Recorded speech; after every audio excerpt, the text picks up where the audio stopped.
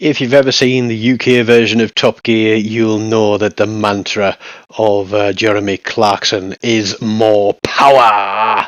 And yes, this is the Tier 7 Georgia. We have Kraken number 134. I only just finished doing the video for Kraken number 133 in the Adachi a little bit earlier this evening, and this game starts big and it just keeps getting bigger. We're on Trident. There's the team sheets. What you'll notice from this is that there are no destroyers. It is all cruisers and battleships, and trust me, I'm not really going to hang back for long in this one. I'm going to back up a little at the start and get an angle on for the guns. As it said there on the screen, if you want to see the ship build, captain, skills and inspirations, that's at the end of the video at 14:35, I think it is. But trust me, you are going to want to sit right here all the way through this game. I said it just now, it starts big, it gets bigger. This is where the fun begins. We try to get a salvo out on this York looking for where he's leading, but he's twisting and turning. But then we get a broadside constellation.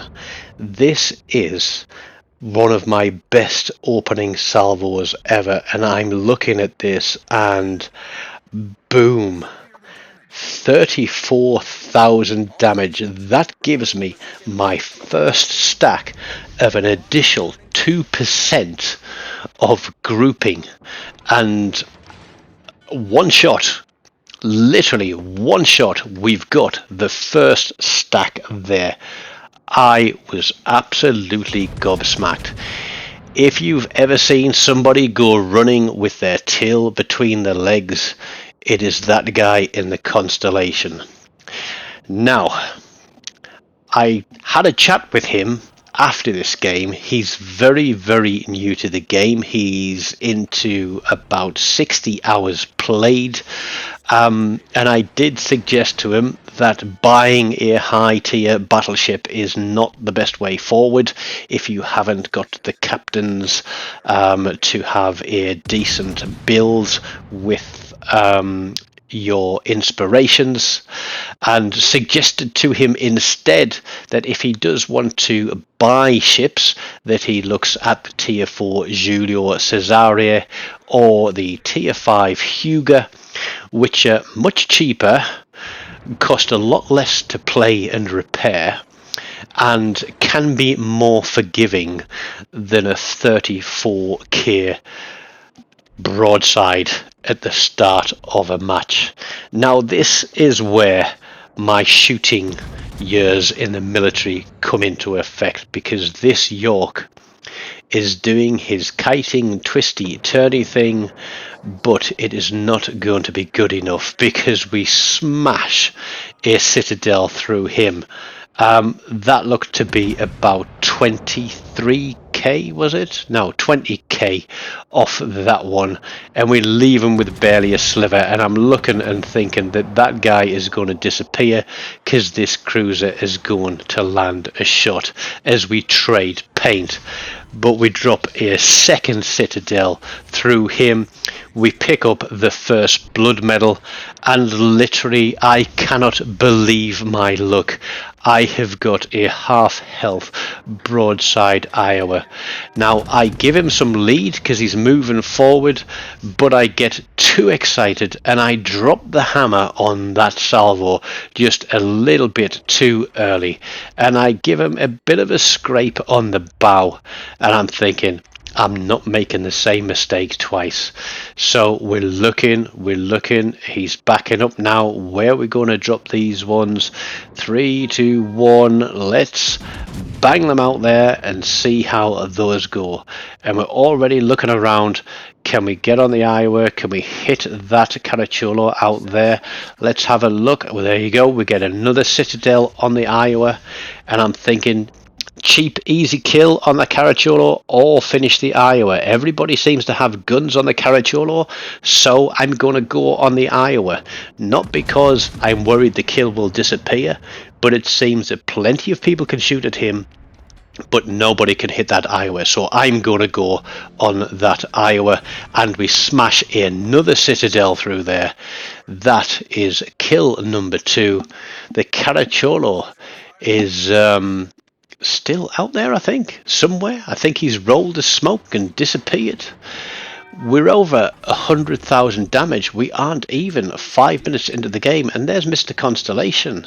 Now, this guy, as I said, he learned the hard way with that first salvo, and I think he's just constantly looking over his shoulder at me, because I'm expecting a good hit there, but don't get a lot, and I think it's because he realized I was shooting and immediately turned away. Now, as you all know, I often say that I don't play battleships, and what I do know is the Bismarck has turtleback armor and that it's difficult to get a broadside citadel shot through him, so we'll take just under 13k. I'm aiming slightly up on the Bismarck there to try and use the dropper shot, perhaps some to go a little bit lower into the hull and others to drop into the superstructure, but he puts the pedal to the metal and starts going away from us now. The chase is on. Again, I get some good hits. We're up to 132,000, but before we can get a reload in, I think the Bismarck picks him up there. The Constellation is still running, and at this moment in time I'm taking the time to look at the minimap and realizing that red team seem to be pushing up through A cap and could potentially come round to our rear. And obviously there are some people who don't mind things coming up their rear, but when it comes to battleships and armor-piercing shells, I most certainly do not like things like that appearing behind me and going for penetration. So I ping the map and I tell guys, hey, look, let's turn back into these guys, let's block this push and let's go back against them. But I'm not quite sure if anybody is taking notice. Constellation is still out there, and I would love to know.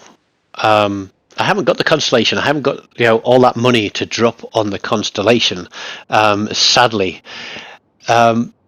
But yeah, the way he was appearing and disappearing so rapidly, he must have been firing right on the very limit of detectability for him to basically sail out of it so quick. But we have a Nelson.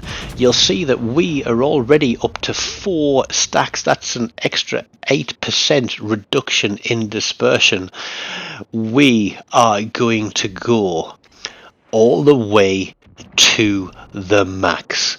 We just need that last shot to push us through the 150k barrier. It's coming, trust me, it's coming. And the more that I played through this game, these guns just seem to turn from a little bit of a scatter gun into laser guns, or rail guns even. It was absolutely bonkers. I think the dispersion on those might be a little bit all over the place. I'm thinking, can I go through his bow there? Is he going to run into them? And we get a high caliber off it, but it's not a big hit. Perhaps I should have waited a little bit longer or aimed a little bit higher, but here we go. He is trying to angle to everything. Now when I play the Nelson, it doesn't seem to matter how I angle, where I angle, if I bow tank or what ship I'm up against. I always seem to get slapped city. And it seems that RNG is always against me, and I haven't played the Nelson for a very long time because of that. But here we are, we're on 142k, we're bringing up 2 turrets, we're going to go for the superstructure.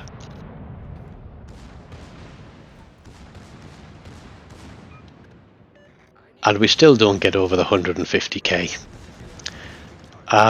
Yeah, so there we go. If that had been me, that would have been at least one citadel, and I'd be pressing the heal button right about now. But I'm looking at the Edinburgh and thinking, okay, can we get some hits on him? He's tracking quite fast. We snap a shot out there, and then we're looking straight back towards the Nelson again. There you go. We are at the max. We are over the 150,000 damage mark. That's where the high caliber came into it. Anything in addition to the 150,000 is we are starting to carry this team. So here we go on the Nelson, full send. Boom, he is gone, but that Edinburgh there is proving to be a little bit of a thorn in the side, but I know that he can't push too far around that hill because we do have ships out there. He's fired his torpedoes. I'm well aware that those are coming and was expecting them. We look at the Megami. He's obviously going to be spamming HE from out behind the island. I know I'm outside of his torpedo range, so I decide to go high and try and drop some shots down into this constellation, and RNG just screws us on that and they go everywhere but. 12 seconds, 10 seconds for reload, but the Alabama picks up the kill on that one. And I think pretty much myself in this Alabama, we were the ones that pulled this game completely out of the bag, especially when Mr. Edinburgh realizes he can't hide behind there. So we'll give him a nice, safe, comfortable seat back in port. We'll pick up our Confederate and a dev strike with that salvo, and I flop up on the mic and I'm like, guys, I'm on 4 kills. I need 1 for a Kraken. Please let me kill something. And I do say, get back, get back. So if people might actually realize that I just want to charge in and get myself a kill. Feeling a little bit greedy, feeling a little bit selfish, but there he is. There's the Megami. Yep, disappears. He's playing clever behind there. He gets a fire on me, and I miss the back turret off on the Talon because the Alabama picks him up too. Alabama's on a Confederate. Alabama's on a high caliber too. Between us, we have done more than 60% of the damage to this team. And when, I don't know what his final score was, but if you look at when we picked up those high calibers, I wouldn't be surprised if we've done 75 to 85% of the damage to this team. There is one ship left. It is the Megami. I know this Alabama is playing exceptionally well. I'm playing exceptionally well given that I do not play battleships, but I'm just know that this Megami, who is taking fire from his front now, is going to disappear before we can convert this to the mighty K. With our accuracy at maximum, he just shows enough of his stern. We put a full send out there. Citadel, 5th kill for the Kraken, 191,312 damage. Confederate, Kraken, First Blood, Dev Strike and High Caliber with a total of 7 Citadels. That's a new personal record, and this is a new personal record as well, with 2,888 base XP, and if you look down there, we were even a ship down with the Nelson. But there is the Alabama as well, who himself picked up a high caliber and Confederate. We certainly did an awesome job. So if you want to see my new stats there for the Georgia, and as I said, I don't play battleships, so they're probably not as great as everybody else's, but I don't think 62% win rate for 61 battles is too bad. And for those that are interested, over the next 30 or 40 seconds or so, you'll be able to go through and pause on these screens and you can have a look at my captain, my builds, my inspirations, the modules that I use on the gun, obviously on the ship. Obviously for my guns I am using the artillery plotting room mod, legendary mod, in the 4th slot on this one, which we'll get to very shortly. And even though this has got a very good reload, I'm using the Revel on here to give me an even faster reload, and it certainly does catch people out by surprise when these salvos are coming in thick and fast. I hope you have enjoyed this one. It was again another monster. It certainly was max power all the way. Don't forget to hit the like button, leave me a comment, and if you haven't done so already, hit that subscribe button and come back for more. Until next time, take care and goodbye.